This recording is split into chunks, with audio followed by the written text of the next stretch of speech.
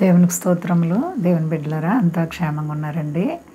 మన ప్రభు అయిన యేసుక్రీస్తు వారి యొక్క అపారమైన ప్రేమ చేత మనలో ప్రతి ఒక్కరము కూడా ఎంతగానో దేవుని ద్వారా ఆదరింపబడుతూ ఉన్నాము. ఆయనకి వేలాది కోట్లాది స్తోత్రాలు.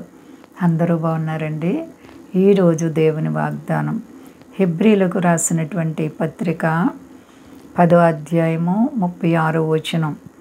మీరు దేవుని చిత్తమును నెరవేర్చిన వారై వాగ్దానము పొందు నిమిత్తము మీకు ఓరిమి అవసరమై ఉన్నది.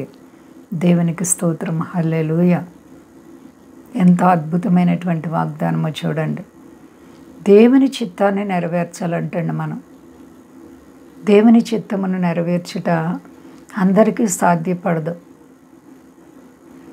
ఎవరికి అది సాధ్యమో వారు చాలా ధన్యులు. ప్రభువైన యేసుక్రీస్తు వారి యందు పరిపూర్ణమైన భక్తి విశ్వాసము కలిగి ఆయన బిడ్డలుగా జీవించే వారికి అది చాలా సులువు. కాబట్టి మరి దేవుని చిత్తమును నెరవేర్చిన వారుగా ఉండాలి. మనం దేవుని చిత్తాన్ని నెరవేర్చాలి. మన ఇష్టాన్ని కాదు. దేవుని వెనక పెట్టి మనం ముందుకు వెళ్ళకూడదు. దేవుని ముందు పెట్టుకుని మనం వెనక్కు ఉండాలండి. యెహోవా నా కాపరి అంటారు దావీదు. దేవుణ్ణి ఎప్పుడు కూడా కాపరిగా ముందు పెట్టుకున్నారు దావీదు. అందుకే అనేక విషయాల్లో ఆయన జయాన్ని చూశారు. మనము కూడా దేవునిని కాపరిగా పెట్టుకొని ఆయన ముందు పెట్టుకున్నప్పుడు మనము ఎంతగానో దేవుని ద్వారా ఆశీర్వదింపబడతాం. వాగ్దానం పొందాలంట మనం అండి. వాగ్దానం పొందు నిమిత్తము మీకు ఓరిమి అవసరమై ఉన్నది. ఓరిమి అనగా సహనం, కష్టాల్లో తాలుకునే మనసు, ఇబ్బందుల్లో ఇరుకుల్లో తొందరపడిపోకుండా దేవునిపై ఆధారపడాలి. ఓరిమి అవసరం మానవునికి. కానీ మానవుల జీవితంలో ఎప్పుడు కూడా తొందరపాట్లు ఎక్కువ ఉంటాయి. అది మంచిది కాదు. కానీ ఓరిమి, ఓపిక చేతే ఏదైనా జయించగలుగుతాం అండి. ఓరిమి అనగా మరి నిజంగా మనము ఒక భక్తుడిని జ్ఞాపకం చేసుకుంటే, యోబు అనేటువంటి ఆ భక్తుడు తనకున్నదంతా పోయినప్పటికీ, సర్వము కూడా కోల్పోయినప్పటికీ ఆయన ఎంత ఓరిమి చేత, ఎవరికీ అది సాధ్యం కాదు నిజంగా. యోబు అంత ఓపిక కలిగి, ఓరిమి కలిగి అన్నీ పోయినప్పటికీ యెహోవా ఇచ్చెను, యెహోవా తిరిగి తీసుకొనెను, యెహోవా నామమునకు స్తుతి కలుగునుగాకని దేవుని ఆరాధించినటువంటి గొప్ప భక్తిపరుడు యోబు. సహనముతో, ఓర్పుతో స్నేహితులు దూషించిన, బాధ పెట్టిన, అవమానపరిచిన, నిందించిన ఏమీ పట్టించుకోకుండా దేవునిపై ఆధారపడి ఓరిమితో ఎంతగానో తన యొక్క జీవితాన్ని దేవుని చేతుల్లో పెట్టుకుని నడిచారు. కాబట్టి మనము కూడా దేవునిలో ఓర్పు కలిగి ఉండాలి అండి. ఆ వాగ్దానము మనము మరి వాగ్దాన దేశంలో పరలోకములో మనం ఉండాలంటే ఈ లోకాన్ని జయించాలి. ఓర్మి చేత మనం ఈ లోకాన్ని జయించాలి. లోకంలో మనకు అనేక శ్రమలు ఎదురుపడుతూ ఉంటాయి, కష్టాలు వస్తాయి, బాధలు వస్తాయి. ఎన్ని వచ్చినప్పటికీ కూడా నీవు దేవాతి దేవునిపై ఆధారపడాలి. నీ భక్తి నువ్వు కాపాడుకోవాలి.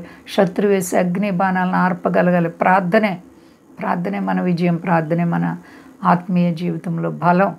కాబట్టి చక్కటి మెత్తని మనసు కలిగి దేవాతి దేవునితో నీ జీవితాన్ని కట్టుకో.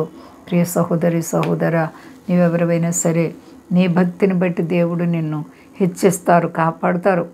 ఈ లోకంలో ఏమన్నా లేకపోయినా నీతి రాజ్యములు మనం ప్రవేశించాలని దేవుడు కోరుకుంటున్నారు.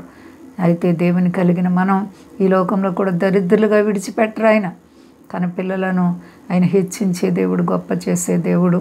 కాబట్టి మనందరం కూడా చక్కగా దేవునికి లోబడదాం, విధేయత కలిగి నడుచుకుందాం. దేవాతి దేవుని యొక్క కృప ఎంతో గొప్పది. నేటి కాలంలో మనము నిజంగా క్షేమంగా ఉంటున్నామంటే దేవుని కృప. కాబట్టి దేవుని బిడ్డలమైన మనందరం కూడా ఓర్పు కలిగి, సహనము కలిగి, శ్రమలలో ధైర్యం కలిగి, విశ్వాసాన్ని కాపాడుకుంటూ ప్రేమగల దేవుని రాకడ కొరకు సిద్ధపడదాం. అంతా క్షేమంగా ఉన్నారు కదండి. ప్రార్థించుకుందాం. ప్రేమ నమ్మకమైన మా తండ్రి, గొప్ప దేవా, నీ ప్రేమకు అంతము లేదు ప్రభువా. అన్ని వేళల్లో కూడా నీవు మమ్మల్ని కాపాడుచున్నావు. నిజమైనటువంటి భక్తి విశ్వాసం ప్రతి బిడ్డలో పెట్టండి. గొప్ప దేవ, మా దేశాన్ని, దేశ నాయకులు కాపాడండి. మా దేశ ప్రజలందరినీ రక్షించండి. అలాగే మీ దాసులను కాపాడండి. సమస్యలు, రుణాలు, ఆర్థిక పరిస్థితులు, ఆయా కష్టాలు ఉన్న ప్రతి బిడ్డలకు యేసు నామములో విడుదల కలుగునుగాక. పరిశుద్ధాత్మ అభిషేకాలు అందరికీ దయచేయండి ప్రభువా. అయ్యా, నీ రాజ్య మహిమలో మేమందరం ఉండడానికి గొప్ప కృప చూపండి. గొప్ప దేవా, నీ నామాన్ని గొప్ప చేసుకో. సర్వశక్తిమంతుడో, నీకంతా సాధ్యం.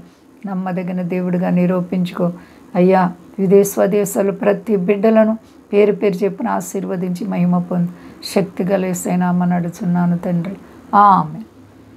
అందరికీ వందనాలండి. మా కొరకు పరిచయ కొరకు అందరూ ప్రార్థించండి. ప్రభువారు మిమ్ములను, మీ బిడ్డలను, మీ కుటుంబాలను దీవించి ఆశీర్వదించును గాక. ఆమె.